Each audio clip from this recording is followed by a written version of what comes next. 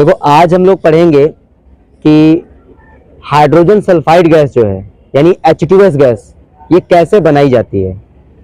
तो hydrogen sulphide gas जो बनाने का एपरेटस है वो हमारे सामने है। इस एपरेटस को बोलते हैं किप्स एपरेटस। क्या बोलते हैं? तो किप्स एपरेटस की हेल्प से हम लोग हाइड्रोजन सल्फाइड को बनाते हैं। सबसे पहले ये जो एपरेटस है आपका, इसका स्ट्रक्चर कैसा क्या है ये समझ लेते हैं। जो किप्स एपरेटस आपका है इसमें आपको 3 बल्ब दिखते हैं, फर्स्ट, सेकेंड और थर्ड बल्ब। जो थर्ड वाला बल्ब है इसके ऊपर आपको इस तरह से एक की टाइप की दिख रही है। इसमें भी हम क्या करते हैं, एसिड को फिल करते हैं। वो बात की बात है, पहले इसके पार्ट समझ लेते हैं। तो ये एक पार्ट हो गया। तो ऊपर का जो बल्ब है इसमें जो पाइप है वो नीचे तक जाता है आपके बॉटम वाले बल्ब तक, ठीक है। यानी सबसे ऊपर का जो बल्ब है इसका कनेक्शन इस पाइप के थ्रू सबसे नीचे वाले बॉटम वाले बल्ब तक होता है, ठीक है।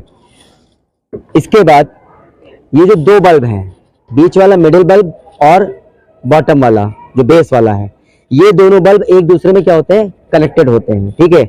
यहां से इसको भी ओपन कर सकते हैं, कुछ बचा हुआ मटेरियल अगर हो तो उसको बाहर निकालने के लिए, ठीक है। और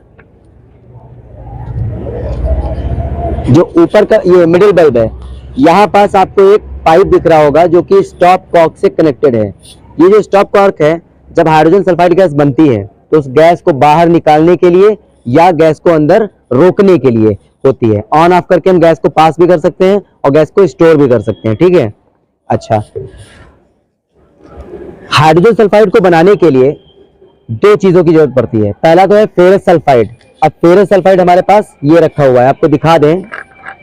इसमें आयरन भी होता है, सल्फर भी होता है। आयरन होने की वजह से इसकी जो रॉड्स हैं बहुत कठोर ऐसी होती है। ये देखिए, बहुत ही कठोर जो है, हार्ड बिल्कुल देखने में लगता है जैसे लोहा हो, लेकिन लोहा थोड़ा ज्यादा हार्ड होता है, ये उतना ज्यादा हार्ड नहीं है, ठीक है। तो हमने क्या किया है, फेरस सल्फाइड के छोटे छोटे टुकड़े पहले से तोड़ के रख लिए हैं। छोटे टुकड़े इसलिए क्योंकि जो यहाँ पर माउथ आपको दिख रहा है ये इसका डायमीटर कम है, तो बहुत बड़ी बड़ी रॉड हमको नहीं रखनी है। रॉड के छोटे छोटे टुकड़े कर लेंगे, वो टुकड़े इसमें हम क्या कर देंगे, फिल कर देंगे। कहां से? बीच वाले चैम्बर से।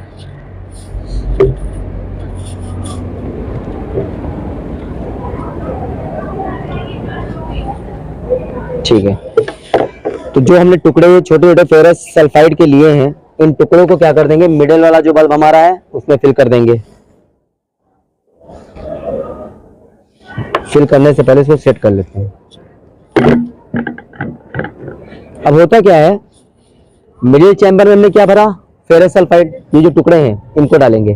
तो जो बीच में पाइप गया है उस पाइप के किनारे किनारे जो स्पेस है उसमें ये फेरस सल्फाइड चला जाएगा, ठीक। और ऊपर वाला जो चैम्बर है, जो थर्ड वाला, ये सबसे ऊपर का जो बल्ब है, इसमें हम इंटर करेंगे क्या, डाइल्यूट सल्फ्यूरिक एसिड। तो ये हमारा डाइल्यूट, ये सल्फ्यूरिक एसिड है जिसका हमने डाइल्यूट सोल्यूशन जो है प्रिपेयर करके रखा हुआ है। तो ये बीकर में आपको क्या दिख रहा है, डाइल्यूट सल्फ्यूरिक एसिड यानी H2SO4, जिसको हम यहां से फिल करेंगे। अब जब इसमें आप फिल करोगे तो फर्स्ट वाले चैम्बर में सारा सल्फ्यूरिक एसिड भरते हुए पाइप से कहा जाएगा, बॉटम में, नीचे की तरफ। फिर नीचे की तरफ जब ज्यादा मात्रा में सल्फ्यूरिक एसिड हो जाएगा तब वो क्या करेगा, साइड से कुछ जगह होती है जहां से वो उठते उठते उठते बीच वाले चैम्बर में आ जाता है। अब बीच के चैम्बर में पहले से रखा था फेरिस सल्फाइड, और बॉटम में जो सल्फ्यूरिक एसिड भरा था वो पाइप के किनारे किनारे हल्की हल्की जो जगह है होती है, उस जगह से थोड़ा थोड़ा सल्फ्यूरिक एसिड ऊपर उठेगा और बीच वाले चैम्बर में आ जाएगा, ठीक है। जो पाइप अंदर तक गया है उसके किनारे किनारे कुछ जगह होती है, उस जगह से सल्फ्यूरिक एसिड ऊपर उठेगा। अब वो सल्फ्यूरिक एसिड कांटेक्ट में आएगा किसके, फेरस सल्फाइड के। दोनों के बीच में एक रिएक्शन होती है जिससे कि बनती है हाइड्रोजन सल्फाइड गैस यानी कि H2S गैस। बहुत बदबूदार होती है, जैसे सड़े अंडे की महक आती है, तो सड़े अंडे जैसी बदबू आती है। और गैस बहुत ही डेंजरस है, खतरनाक है। ज्यादा मात्रा में अगर इस गैस को हम सूंघते हैं तो हमारी जो नाक है इसकी सूंघने की क्षमता जो होती है वो खराब हो जाती है। बहुत इनहेल करने पर आपको इरिटेशन फील होगी, वॉमिटिंग फील होगी, इस तरह का फील होता है। तो बहुत ज्यादा स्मेल नहीं करना चाहिए, ठीक है। तो यहां से क्या करते हैं, फेरस सल्फाइड जो है वो ऐड कर लेते हैं।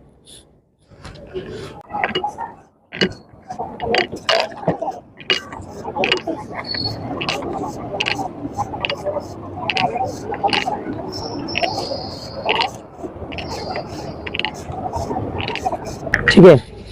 तो ये फेरस सल्फाइड हमने क्या कर लिया, ऐड कर लिया। अब ऊपर वाला जो बल्ब है यहां से हम इसमें ऐड करेंगे क्या, सल्फ्यूरिक एसिड, जो पहले बॉटम में जाएगा और फिर धीरे धीरे आएगा मिडिल चैम्बर में आपके, ठीक है।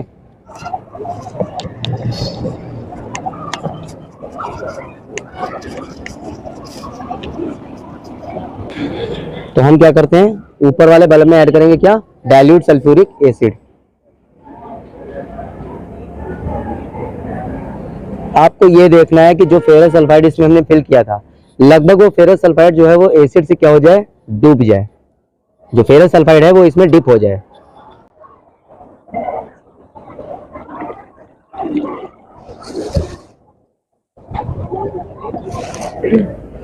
तो इसमें एसिड जो हम लोग भर रहे हैं उसका लेवल लगभग आ चुका है आपके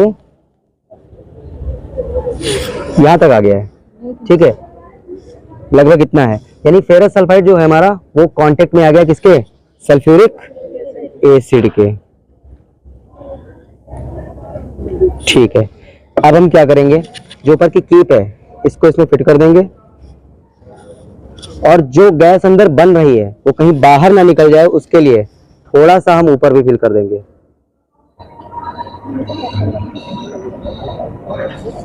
ठीक है। तो ऊपर हमने एसिड भर दिया, जिसकी वजह से अब जो गैस अंदर बनेगी वो यहाँ कीप से बाहर नहीं जा पाएगी, ठीक है। तो अब जो है मिडिल चैम्बर में आपका फेरस सल्फाइड और जो H2SO4 था सल्फ्यूरिक एसिड, ये दोनों लोग इस चैम्बर में क्या कर रहे हैं, रिएक्शन कर रहे हैं, और दोनों की रिएक्शन से क्या बनेगी, हाइड्रोजन सल्फाइड। अब हाइड्रोजन सल्फाइड गैस बनी है या नहीं बनी है, इसको चेक कैसे करेंगे, तो पहली बात तो स्मेल करेंगे तो एक सड़े अंडे जैसी स्मेल आती है, ठीक है। दूसरी बात, यहाँ से स्टॉप कॉक को अगर ओपन करेंगे तो गैस क्या होगी, बाहर पास होगी, और बीकर में जो पानी भरा हुआ है, इसमें फ्लास्क में पानी भरा हुआ है, इसमें आपको बबल दिखाई देंगे, बबल दिखे समझिए गैस का फॉर्मेशन स्टार्ट हो गया है।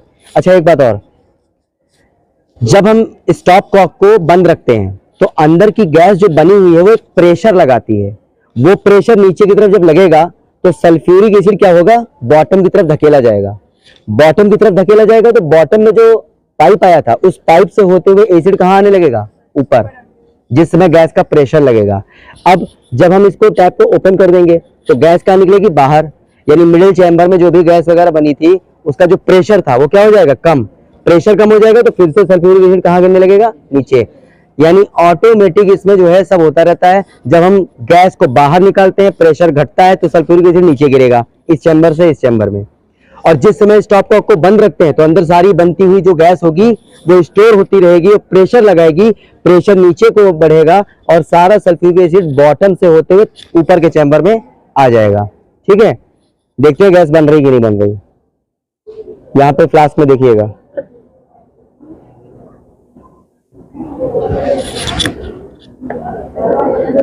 बबल दिख रहे,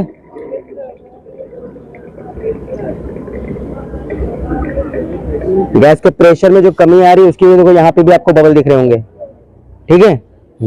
अब सुनिए इधर, ये जो हाइड्रोजन सल्फाइड गैस है इसको आप हल्का फुल्का जो है चेक करने के लिए थोड़ा सा स्मेल कर ले, बात अलग है। बहुत ज्यादा अगर आप इसको स्मेल करते हैं या इसके कांटेक्ट में रहते हैं तो आपकी नाक की जो स्मेल करने की कैपेसिटी होती है वो क्या होती है, खराब हो जाती है, आपको इरिटेशन फील होगी, वॉमिटिंग फील होगी, उलझन महसूस होगी, और ये हाइड्रोजन सल्फाइड गैस बहुत ज्यादा सूंघनी नहीं चाहिए, ठीक है। स्मेल करनी किसी को,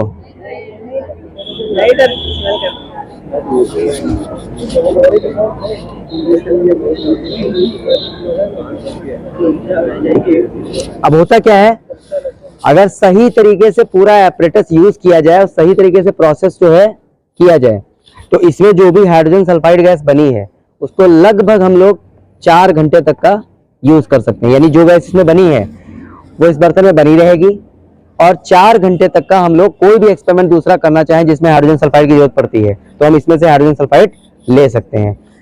जैसे जैसे समय गुजरेगा वैसे वैसे हाइड्रोजन सल्फाइड इसमें जो हो जाएगी वो वेस्ट हो जाएगी, ठीक है। तो 4 घंटे तक का हम लोग यूज कर सकते हैं। अगर आपने सही से प्रोसेस नहीं किया है तो जितनी भी गैस बनी है वो आधे 1 घंटे में, पौन घंटे में जो होगी क्या हो जाएगी, सब डिसअपियर हो जाएगी, गायब हो जाएगी, ठीक है। यहाँ से गैस लीक कर गई या कुछ हो गया तो गैस खत्म हो जाएगी, लेकिन सही से प्रोसेस हुआ है तो 4 घंटे तक हम इसमें गैस को स्टोर कर सकते हैं। अब स्मेल देखो इसकी, दिखाते हैं।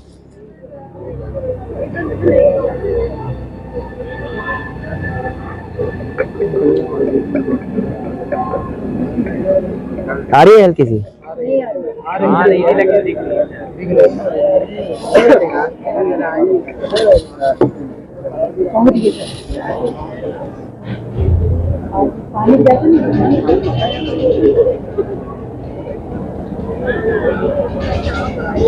बीच बीच में प्रोसेस रुक जाता है ना।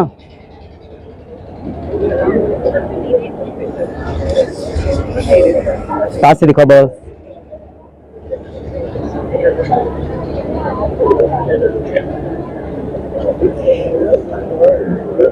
ये जो बबल बन रहा है हाइड्रोजन सल्फाइड के ही बबल है। अब इसमें करनी हो किसी को, आओ देखो।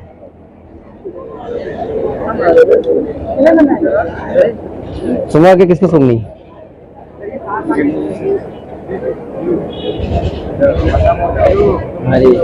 आई इसीलिए एक्सपेरिमेंट जो है बंद कमरे में नहीं किया जाता है, इसकी बदबू बहुत फैलती है। अब यहाँ पे आपको बहुत कम महसूस हो रहा है, वो इसलिए क्योंकि जो भी गैस निकली है वो सब क्या हो गई, फैल गई। अगर ये एक्सपेरिमेंट वहां होता तो कोई लोग खड़े नहीं हो पाते। अब ये सोल्यूशन जो तैयार हो गया, ये हाइड्रोजन सल्फाइड गैस का सोल्यूशन तैयार हो गया, तो ये सोल्यूशन एसिडिक है या बेसिक, ये देखते हैं। वैसे हाइड्रोजन सल्फाइड गैस कैसी होती है, एसिडिक नेचर की होती है।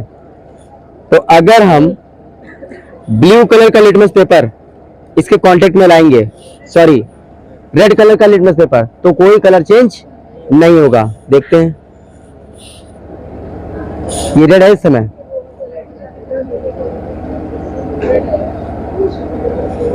कोई फर्क आया? कुछ नहीं। अब एक बार हम ब्लू लिटमस ले लेते हैं, तो एसिडिक नेचर होने की वजह से कलर हो जाएगा रेड।